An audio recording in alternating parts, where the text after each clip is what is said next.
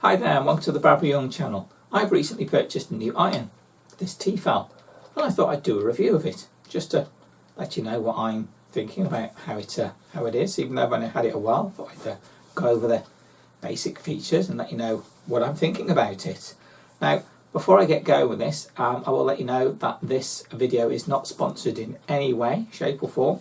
I'm under no obligations to the manufacturer at all. It happens to be an iron that I paid for because I need new iron, and I thought I'd just let you know my thoughts on it. So let's have a look at this iron and see what it's got going for it. Well, let's go with some of the basic features of this, some of the things that sort of drew me to want to buy it in the first place. I suppose I ought to mention the price. Now for me, it cost me £55 here in the UK. Don't know how much that is for other places and other parts of the world, whether that's going to be good or not, or what the equivalent, as it were, dollar value would be. Well, no, but for me this is quite an expensive item. Normally I wouldn't want to spend any more than £20 on an iron, which I have done before, but you know, you get what you pay for, I suppose. So some of these main features to start with. Weight. Now the weight of this, I'm not totally sure what the weight actually is, but I suppose it's about, I don't know, getting on for a couple of kilograms. It's not light, it's not the lightest of irons, which is fine with me because I prefer to have got a bit of weight so you can actually get and press and iron your stuff without it thinking, well, is it really doing anything? But there you go. So stand. As you can see, its stand is quite good. It's got this, I don't know, it's sort of separate section that runs round between the handle and the base, but it's really quite a good solid stand. It's not going to fall over or go anywhere, which we don't want doing, certainly not. Then we've got the power cord. It's a good power cord. Now this power cable lead is, I don't know, I think it's between sort of 2.5 to 3 meters, so it's a good long lead, and there's nothing worse than having a lead that's not very long, and as you're trying to iron, you're sort of tugging at the power cord, which isn't helpful in any way. But yeah, and it's got that that braiding that you get, you know, that sort of material cord braiding on them, which is very helpful. So yeah, good power cord cable on there. Then the plate. Now the plate, I think the plate is ceramic, but I'm not totally sure. It could be metal with a coating on it, that's why you've got this colouring on there. But normally I would expect that to maybe be a ceramic plate, but I'm not totally sure. I've looked on the documentation and tried to look on the online, and it doesn't actually tell me what the plate is. All that it tells me is it is the Duralium Air Glide sole plate. That's what Tefal call it. Now the one thing I have noticed is that it's got this slight pointedness at the tip. It's not, some of them have got more rounded as they come in to the tip, but this one they've channeled it in, so getting into those tight corners is easier. It's got some on the front, it says high precision, so well, hopefully, yeah, certainly I hope so. Got the standard sort of temperature dial. I know I can't see that very well from this angle, but I will go over it a bit more. It's fairly easy to move, as most of them like that. You've got that, you know, clicky sound as you move it around. And then we've got some buttons on the top here. The top button here, this one is the spray button. Comes out here, out the nozzle, so if you need a bit of spray, there you go. Then it has the steam selector, which is this one here. Now this, in the centre position, as it is off. If you move it over to the left, then it's steam, and that's on. And then push it back to the centre, but if I push it over to the right, it doesn't, it's almost like a hold steam. So you sort of push it, and then it'll spring back to the centre. So I presume as you're ironing you can push that on, which is a bit fiddly if you're trying to iron, trying to push that over at the same time. The other button that it's got is a power steam button. Under there you've got this button which is easier to use for steaming as to press that and hold that while you're ironing, the power steam button, than it would be to use that on the top. So, well, I know I'm sort of getting used to it, and I do prefer to use this button here with the trigger finger sort of location. That works better than the selector on the top, which is really quite good, really. I mean, it's a bit odd because I've never had that sort of trigger thing under there before. Filling it gets filled up from the front. That's it just pops up and you fill it there. It's got quite a wide hole, so it's easy to fill, and it says it's got an extra large container, and it does have quite a large container for your water, for your steaming, which is brilliant, because that's the last thing we need, is to only get a tiny bit of water in there before you know it's all gone. So I've got where's my tub? I've got this tub, which it's got water in it. From my original iron, I've kept it. I didn't get a tub with this one, which is slightly annoying, but I mean, okay, it's fine. So I'm using my old one. Now this is 200 millilitres up to about here, and when I put it in here, it's about halfway or just over halfway of the tank on this. So this has probably got something like 350, 400 millilitres you can get into this tank, somewhere like that. I've never actually filled it up as yet to test it, but 200 millilitres easily goes in there. So all in all, looking quite good. Now this does have another feature, and this is the anti-calc feature. Now on the back you have this thing here. Now this is supposedly, it captures the calc, I suppose the calcium, whatever build-ups. So you just turn it and the whole thing pops out, and then that's hopefully catched some of the gunk and that can get caught inside, and meant to periodically change that. Now there is another section that you can clean as well, from what I've seen online. I've looked at their gunk. This section here at the front where the selector switch is, this actually comes out, and every so often you can give that a clean. It does recommend that every, I don't know, I'm not really sure how often it says. I suppose you sort of you think, well, once every 12 months maybe, you give that a good clean, but regularly, if you clean a bit of stuff out, you just do it off the back there. So basically there's the iron in its basic features. That's how it's going to work. So I suppose we'll get and turn it on, see how it actually works. Right, so let's start by filling this up. That say just pops open, that does. It's quite simple, and it has quite a wide opening, so it really does make it easy to fill up. It says heat as he spills it all over the place, but I mean 200 millilitres, and that's all gone in without any problem at all. Marvellous. And I can't really show it really. It doesn't, the purpliness doesn't let you see how far up it is, but it's about up here at that point, which is not, I think it's just over halfway, so maybe it's about 300 millilitre capacity on there, but I don't really know, so I'll have to try that. Let's go and plug it in.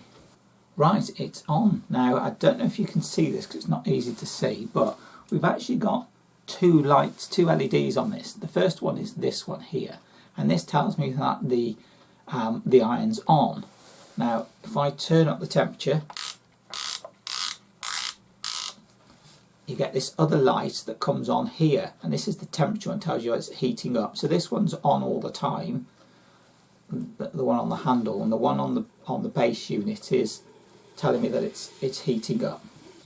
Okay, temperatures on this dial.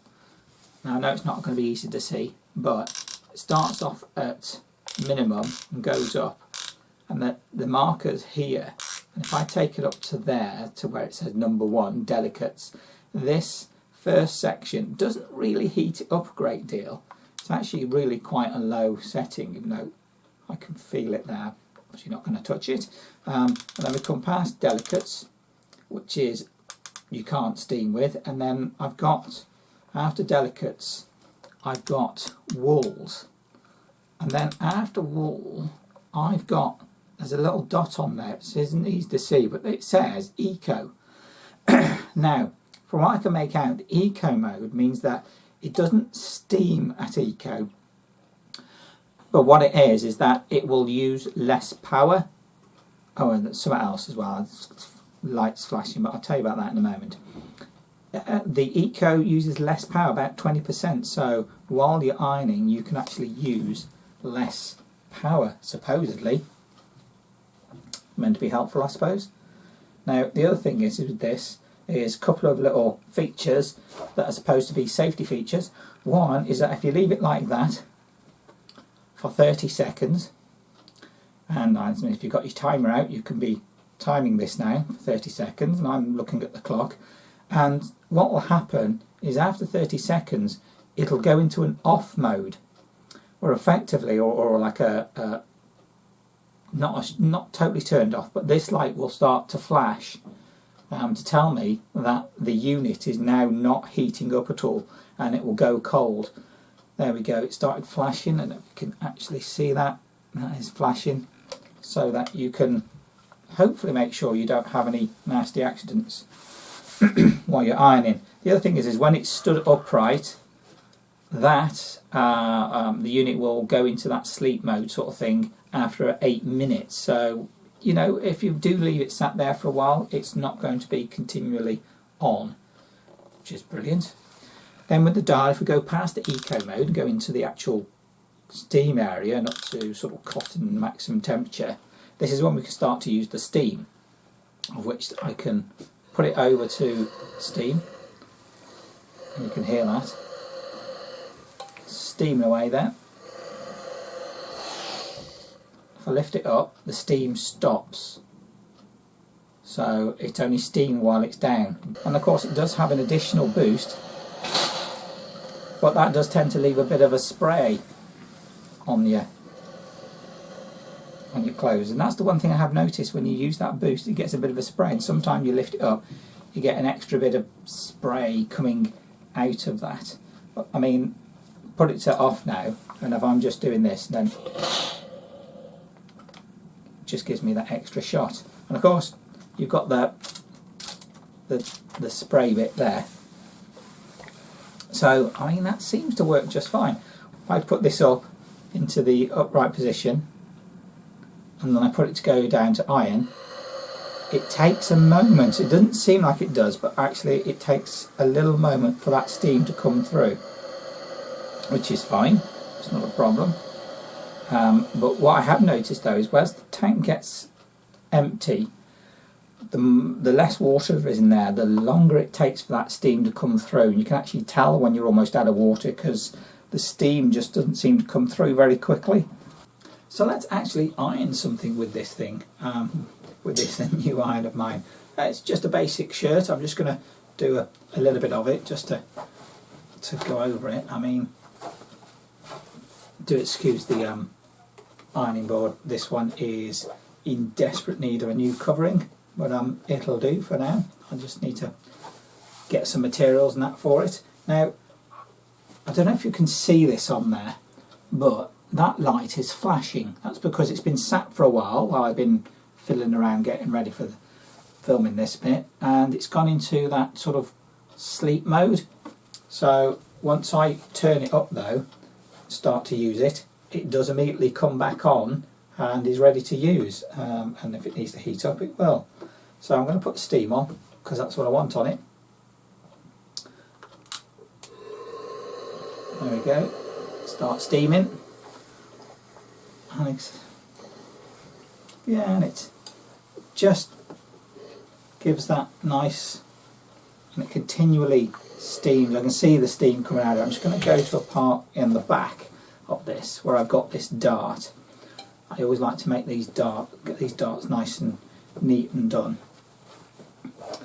And that, as soon as I tip it up, waits a moment before it starts to steam, and then it starts steaming. And there we go. Get that dart nicely ironed. I managed to iron a crease into it. Oh my. but quickly over it with the see how it's just heard that hissing, sort of a bit of a spit to it sometimes. And that's one thing I've noticed, is that when you're doing that, you lift it up, it's got that bit of a spit there at the end, which is not a problem because it's fairly hot, so it's not having an issue with that. Spits again. Yeah, so let's just turn that off, turn it down a bit. And now it doesn't steam, but if I was to